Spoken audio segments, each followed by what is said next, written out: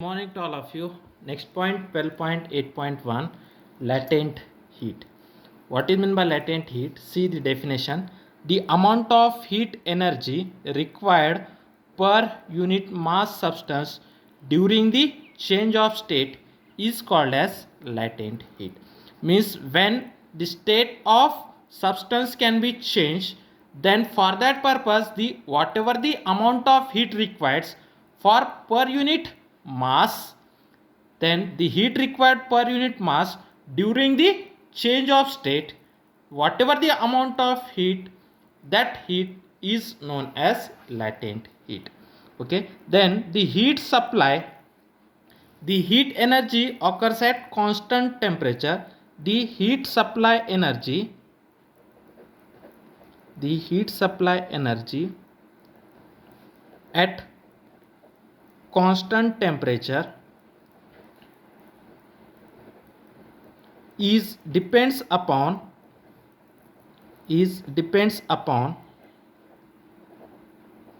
the amount of substance, depends upon the amount of substance.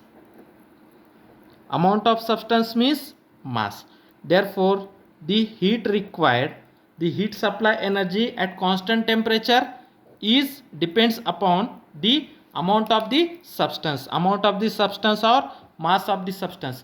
If the mass of the substance or amount of the substance is more, then the heat required is more. Therefore delta Q means the heat required to supply the energy of the given substance. It is directly proportional to the amount of the substance or mass of the substance. We have to remove the proportionality constant, that is delta Q is equal to the, in place of proportionality we have to write L into M, where this L is known as latent heat. Okay, this is known as latent heat. Therefore latent heat L, which is equal to delta Q by M.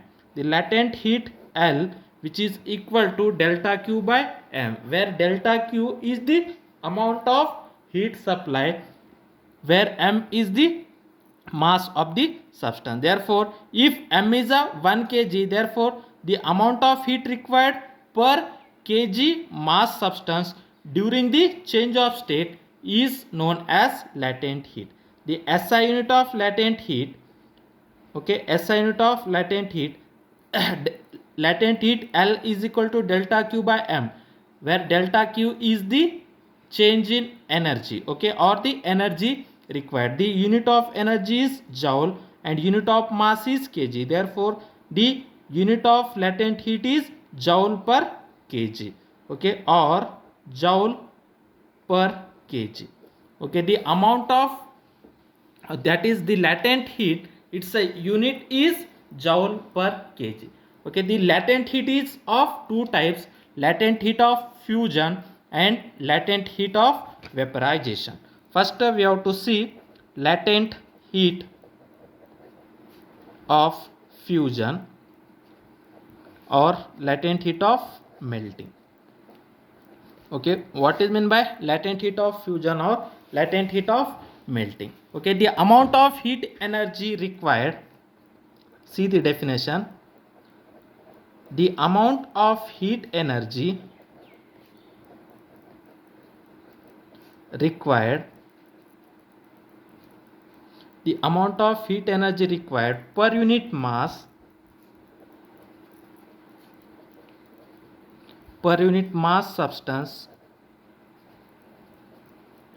per unit mass substance during the change of state from solid to liquid. The amount of heat energy required per unit mass substance during the change of state from solid to liquid is called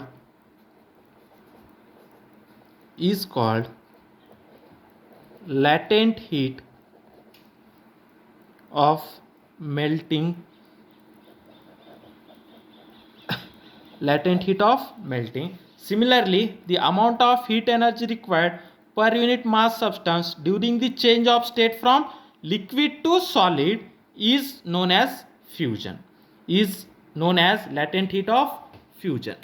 Okay, means if the amount of heat required to change the solid to liquid, the amount of heat required per unit mass substance is called as latent heat of melting.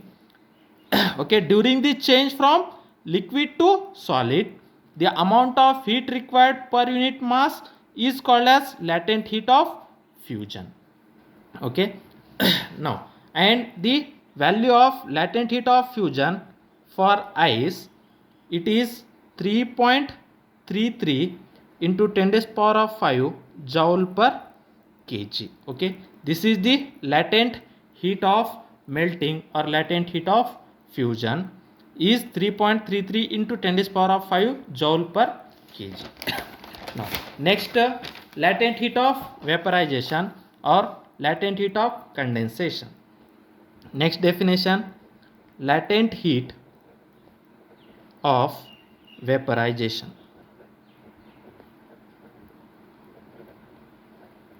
or condensation.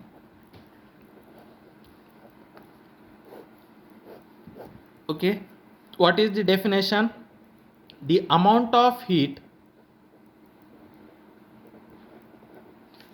the amount of heat energy required per unit mass, the amount of heat energy required per unit mass substance during the change of state,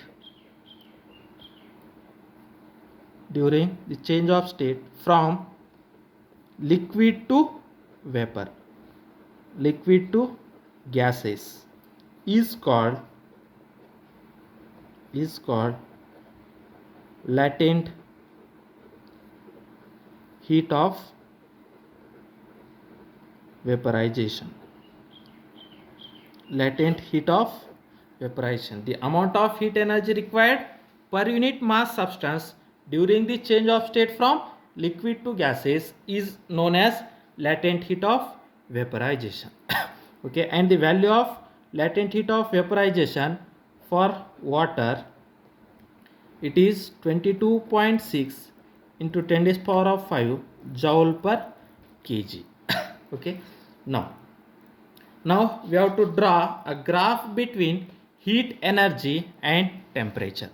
Now we have to consider that, okay, before going to see that, we have to see some standard values. Specific heat capacity of water, specific heat capacity of water, that is specific heat capacity of water is specific heat capacity of water is 4186 joule per kg per Kelvin, joule per kg per Kelvin. Okay, and the specific heat capacity of ice, specific heat capacity of ice, which is 2080 joule per kg per Kelvin, joule per kg per Kelvin. Okay, now let us consider that we have to take a ice from a beaker. Now consider that we have to take a ice from a beaker. Now we have to supply a heat energy, we have to supply a heat to that ice. Now initially the ice is at, we have considered that the ice is at minus 15 degree Celsius. Now draw the graph between heat energy along x-axis and temperature in degree Celsius along y-axis. Now initially the ice cubes are at 15 degree Celsius. Now here ice is at minus 15 degree Celsius. Then there will be no heat energy can be supplied. Okay, now we have to heated that ice cube.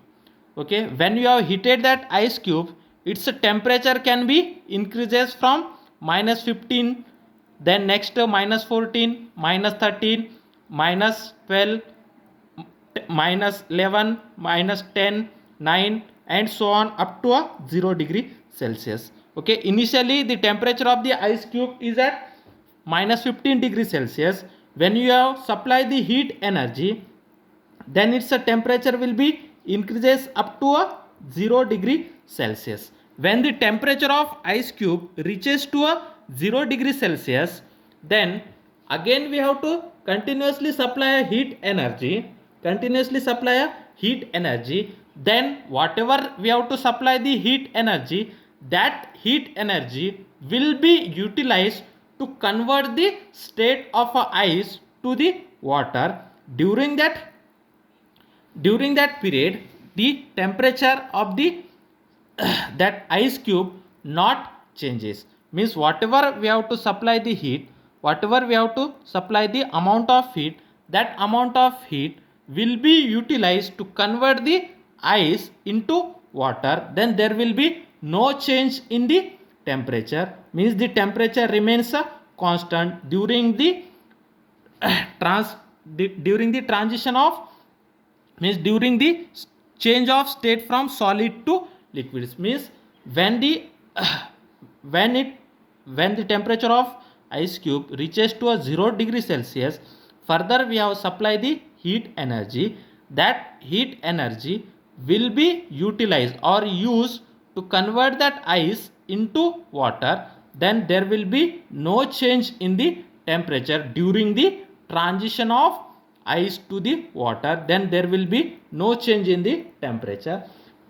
And further, if once the all ice cubes are converted into water, further we have to supply the heat energy. Then the temperature of the water will be increases and it reach to the 100 degree Celsius. Okay, once the temperature of the water reaches to the 100 degree Celsius, then water starts to boil. Okay, when water starts to boil, and during that boiling, okay, whatever the water is there, that water is converted into vapors, but the temperature of the water doesn't change. Means once it's reached to the 100 degree Celsius, whatever the amount of heat we have to supply, the amount of heat will be utilized to convert the water into vapors. Okay, and the temperature of the water remains constant. Okay, once the total amount of water can be converted into vapors, further we have to increase the temperature of the vapors. Then the temperature of the vapors will be slowly increases. Okay, now this is about the temperature versus heat energy graph. Okay, now from -15 degrees Celsius to 0 degrees Celsius, the amount of heat required, that is delta Q, which is equal to m into s into delta T. Okay, now from here to here, this is the transition, phase transition state, phase transition. Okay, now during the phase transition, now this is the solid, means the solid is converted into liquid. When the solid is converted into liquid, means that during that phase transition, the amount of heat required is directly proportional to, we have to already see here, during phase transition the amount of heat required is directly proportional to the mass of this substance. Means during phase transition the amount of heat required is L into M. Okay, means in that case during phase transition the amount of heat required is equal to M into L, but here L is nothing but, means when the solid is converted into liquid, when the solid is converted into liquid, then whatever the amount of heat, okay, that is known as latent heat. Means that is L is nothing but LF. Okay, that is the latent heat of fusion. Okay, means therefore the amount of heat required during phase transition from solid to liquid, the amount of heat required delta Q, which is equal to M into LF. Now once the total ice is converted into water, Further, we have given a heat, that amount of heat required delta Q from here to here, which is equal to ms into delta T. Okay. Again, once the temperature is reaches to 100 degrees Celsius, again whatever the water is there, the water is converted into vapors. Then this is also a phase transition between between liquid to the vapors, means the water is converted into vapors.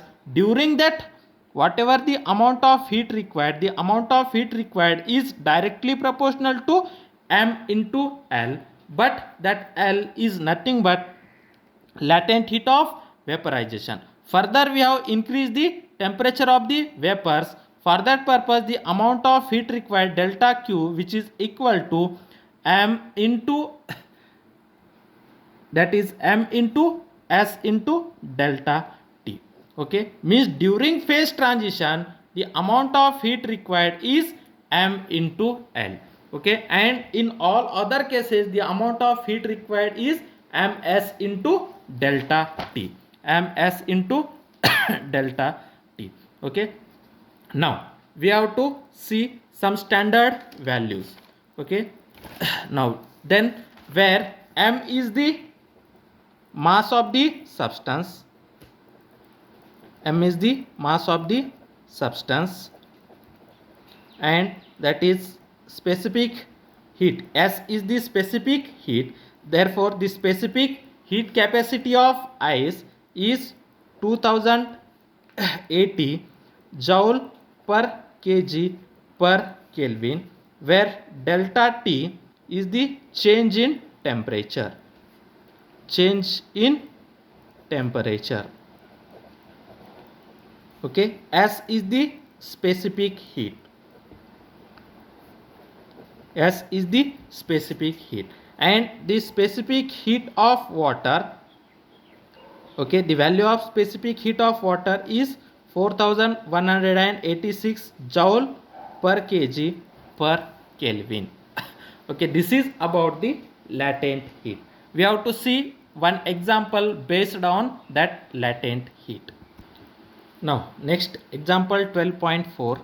When 0.15 kg of ice of 0 degree Celsius mixed with 0.30 kg of water at 15 degrees Celsius in a container, the resulting temperature is 6.7 degrees Celsius.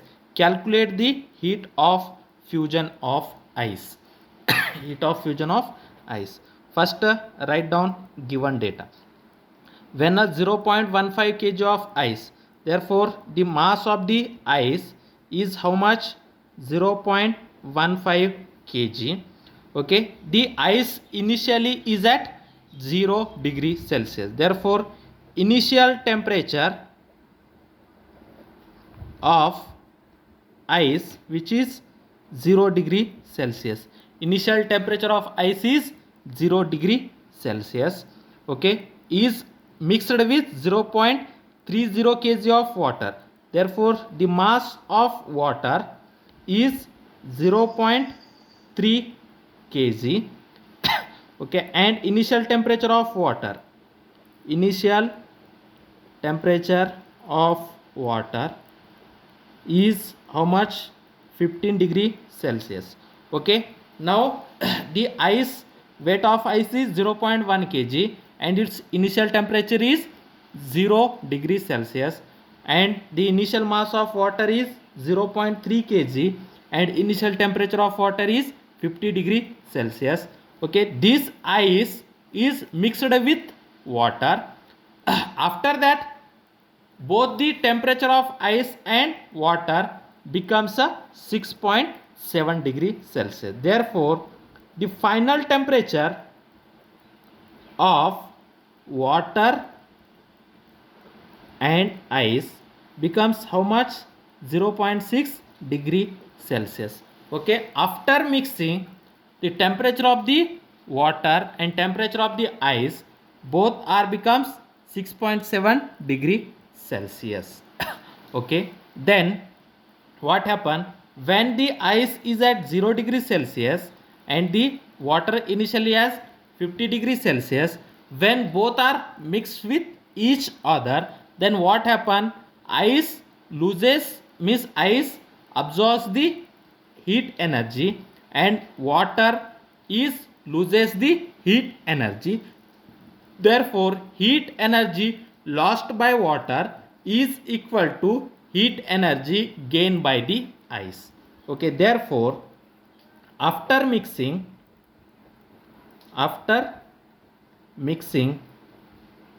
okay, what happen? Heat absorbed or heat energy lost by water, heat energy lost by water is equal to heat energy gained by ice.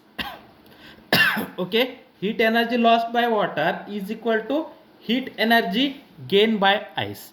But what happen, now suppose this is the ice, okay, now this is the ice cubes, okay, when you have to supply the heat energy to that ice, okay, we have to supply the heat energy to the ice, what happen, whatever the heat gained by the ice is nothing but first that ice first converted into water, okay, first ice is converted into water, for that purpose some energy will be required. After that the water is at initially 0 degrees Celsius, then when it reaches to the its final temperature is 6.7 degrees Celsius, means the ice required, means the heat energy gained by the ice, which is equal to the heat, means the energy required to transfer its state from ice to water. Okay, further the heat absorbed or heat gain by converting its temperature from 0 degree Celsius to 6.7 degree Celsius. Therefore, heat energy lost by the water is equal to heat energy lost by water, which is equal to heat gain by the ice, means heat gain by changing the state. Okay, heat gain by ice to melt. Okay, heat gain by the ice to change its states from ice to water. Okay, to change its states from ice to water, for that purpose the ice can be gain the heat. Okay, heat gained by the ice to change its states from ice to water. First what happen, the ice can be converted into water, for that purpose the ice required some heat energy. Therefore, the heat energy absorbed by the ice to convert it from ice to water, then plus heat energy gain, heat gain by rising its temperature from 0 degree Celsius to 6.7 degree Celsius. Okay, the initial temperature is 0 degree Celsius. The temperature of ice, means when the ice is converted into water, then its temperature is also 0 degree Celsius. Okay, after that when the ice is melting to water, after that the ice is at 0 degree Celsius is converted into 6.7 degree Celsius. For that purpose the ice can be or the water can be gain some energy. Okay, therefore heat energy lost by the water, okay, the heat energy lost, therefore it is a minus heat energy lost by the water. We have to see that the heat energy is ms delta T. Okay, means this is the gain energy or loss energy. For that purpose ms into delta T, but during the phase transition, only during the phase transition, the energy gain or energy loss is m into Lf or m into L. Okay, during phase transition, the amount of heat energy is m into L. Okay, the amount of heat energy during phase transition is m into L. Okay, in other time, the amount of heat energy is ms into delta T.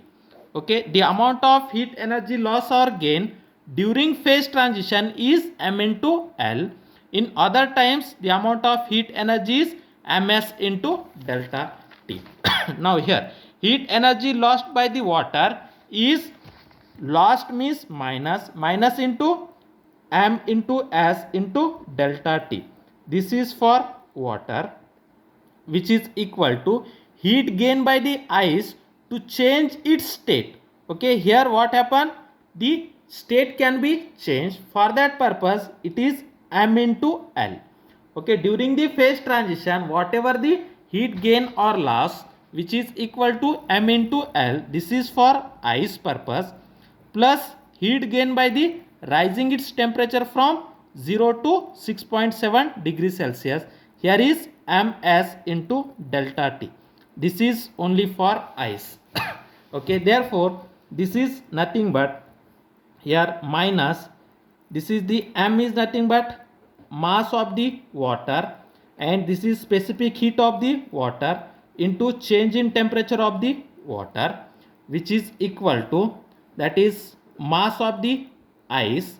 Okay, L latent heat of ice. The latent heat of ice during the phase transition from ice to water, the phase transition from ice to water, the latent heat is nothing but latent heat of fusion, plus now after the conversion of ice into water, here is the mass of ice. Okay, here S specific heat of ice. Okay, when the ice is converted from 0 degree Celsius to 6.7 degree Celsius, this is the specific heat of water into change in temperature of ice. Okay, change in temperature of ice. Okay, substitute all that value, then we have to find out the latent heat of okay, fusion, latent heat of fusion. Now this is minus mass of the water. Okay, mass of the water is how much? 0.3 kg. 0.3 kg. Now specific heat of water, specific heat of water is 4186.